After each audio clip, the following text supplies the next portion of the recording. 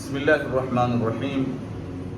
الحمد لله الذي بنعمته تتم الصالحات، والصلاة والسلام على رسول الله صلى الله عليه وسلم، وبعد.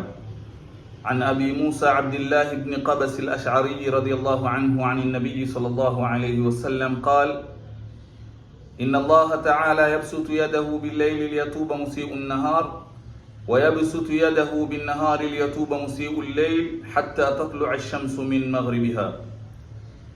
Imepokelewa kutoka kwa Abu Musa Abdullah ibn Qais al-Ash'ari radiyallahu anhu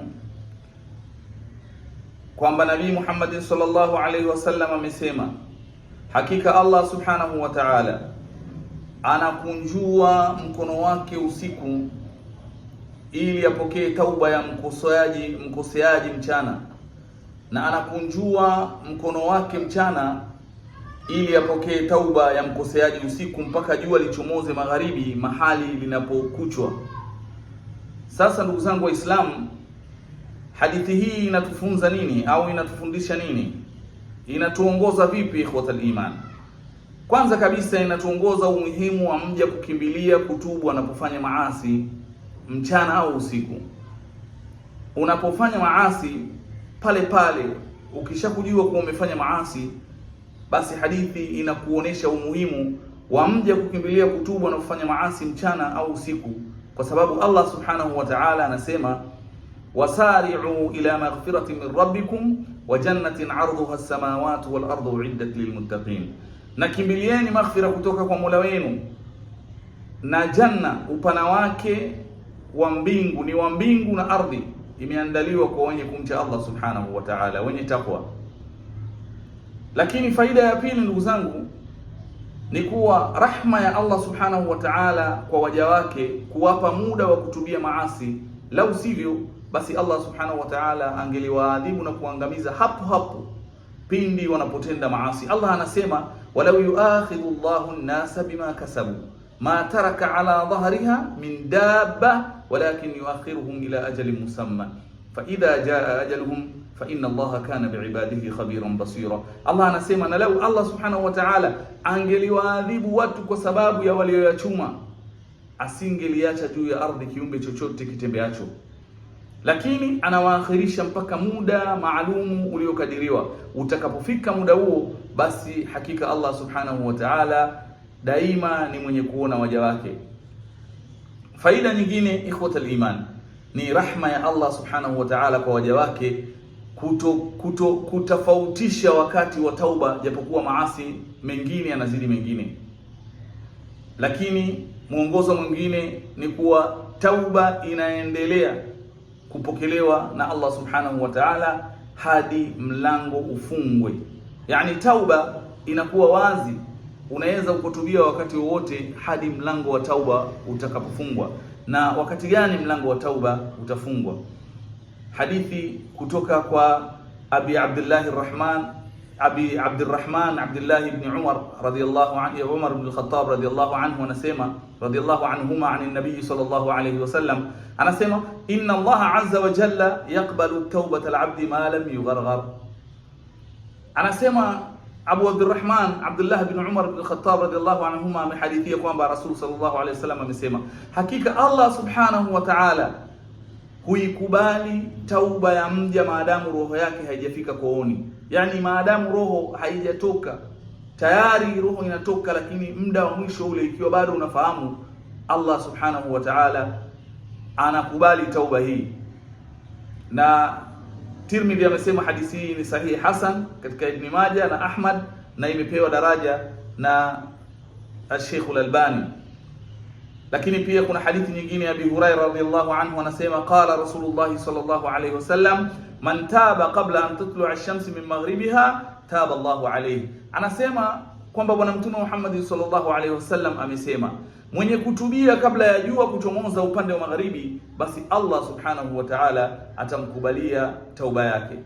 Faida nyingine hii katika hii hadithi inasema, inaonesha mapenzi makubwa ya Allah subhanahu wa ta'ala kwa kuwapatia waja wake fursa hii ya dhahabu ambayo haifai kupotezwa na waja au na mja mwenyewe. Hii ni fursa ya dhahabu ikhwatal iman. Tumepewa fursa maadamu tunapumua basi tumepewa fursa ya kutubia madhambi yetu. Tuna madhambi mengi sana, hakuna atakayesema hana dhambi. Tuna madhambi mengi sana, lakini Allah subhanahu wa ta'ala maadamu anatuweka ulimwenguni, basi ni fursa kubwa sana ya sisi kutubia dhambi zetu. Hadithi tuliyosoma inatoa mafunzo kwa Muislamu, inatoa mafunzo Muislamu kutomhukumu mwenzie kuwa hatoghufiriwa au hatosamehewa madhambi yake. Usije ukamwona mtu ukamwambia wewe hautosamehewa madhambi yako. Allah anamsubiri kila mja arudi atubie madhambi yake. Lakini pia mja hata afanye madhambi makubwa vipi, asikate tamaa na rehema ya Allah subhanahu wa ta'ala. Ndugu yangu, usiwahi kukata tamaa na rehema ya Allah subhanahu wa ta'ala, kwani Allah subhanahu wa ta'ala husamehe madhambi yote. Allah hughufiria madhambi yote. Anasema Allah subhanahu wa ta'ala, qul ya ibadiy alladhina asrafu ala anfusihim la taqnatu min rahmatillah inna Allaha yaghfiru dhunuba jami'a innahu huwal ghafurur rahim. Allah anasema, sema enyi waja wangu ambao wamepindukia mipaka juu ya nafsi zao, la taqnatu min rahmatillah, msikate tamaa na rahma ya Allah subhanahu wa ta'ala. Inna Allaha yaghfiru dhunuba jami'a, hakika Allah subhanahu wa ta'ala anaghufiria, anasamehe madhambi zote, anasamehe madhambi yote. Innahu huwal ghafurur rahim, hakika yeye ndio mwenye kughufiria na ndio mwenye kurehemu. Ni fadhila tele za tauba zimetajwa ndani ya Qur'ani na Sunna. Aya nyingi sana za kuomba msamaha zimetajwa ndani ya Qur'ani na Sunna. Miongoni mwazo ni kama kauli ya Allah subhanahu wa ta'ala, anasema watubu ila Allahi jami'an ayyuhal mu'minuna la'allakum tuflihun. Anasema natubuni kwa Allah subhanahu wa ta'ala enyi waumini mpate kufaulu. Kufaulu kwetu ni kufanya tauba kwa Allah subhanahu wa ta'ala. Hatuwezi kufaulu ikiwa hatutarejea kwa Allah subhanahu wa ta'ala na kuomba msamaha. Allah anasema rudini, tubuni kwa Allah subhanahu wa ta'ala, tubu ila Allahi jami'an, nyote tubuni kwa Allah subhanahu wa ta'ala. Kwa nini? La'allakum tuflihun, ili mufanye nini? Mupate kufaulu. Nabii Muhammad sallallahu alaihi wasallam aliamrishwa awaambie watu wake, aliambiwa nini? wa anistaghfiru rabbakum thumma tubu ilayhi yumatti'ukum mata'an hasanan ila ajalin musamma wa yu'ti kulli dhi fadlin fadlahu wa in tawallaw fa inni akhafu alaykum adhaba yawmin kabir. Anasemaje? Na kwamba muombeni Mola wenu maghfira, kisha tubuni kwake, atakustarehesheni starehe nzuri mpaka muda maalum uliokadiriwa, na atampa kila mwenye fadhila zake. Na mkikengeuka, yani mkibadilika, basi hakika Allah anasema, hakika mimi nitakuhofieni au ninakuhofieni adhabu ya siku kubwa.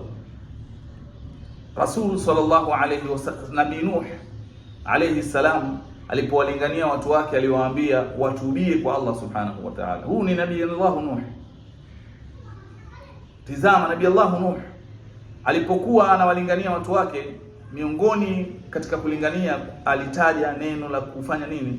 Aliwaambia watubie kwa Allah subhanahu wa ta'ala. Faqultu astaghfiru rabbakum innahu kana ghaffara, nikasema ombeni maghfira kwa Mola wenu, hakika yeye ni mwingi au ni mwingi mno wa kufanya nini? Wa kughufiria. Ikhwatal iman, turudi kwa Allah subhanahu wa ta'ala, tumtubie Allah subhanahu wa ta'ala, tusikate tamaa na maisha yetu, tusijione tumetenda dhambi nyingi sana na sasa tukaamua tunaondoka tu sisi tumejiachia mhanga litakalokuwa liwi. Hapana, Allah bado anatuhitaji, Allah anataka turudi kwake, Allah ana shauku, anataka turudi, tuje tuombe maghfira, tuanze katika maisha yetu maisha mapya. Tumuombe Mungu Allah subhanahu wa ta'ala atusamehe madhambi yetu. Hakuna ambaye hana madhambi, sote tuna madhambi, lakini hii ni fursa adhimu. Maadamu tunapumua, bado tunaongea, bado tupo ulimwenguni, bado tunatembea na nguvu zetu, basi ni fursa adhimu sana. Tukae chini, tumuombe Allah subhanahu wa ta'ala maghfira, na insha Allah atatusamea madhambi yetu. Mwenyezi Mungu atujalie miongoni mwa wale wanaosikia maneno na wanayafuata. Subhanakallahumma wa bihamdik wa nashhadu an la ilaha illa anta wa nastaghfiruka wa natubu ilayk. Wassalamu alaykum wal afu minkum.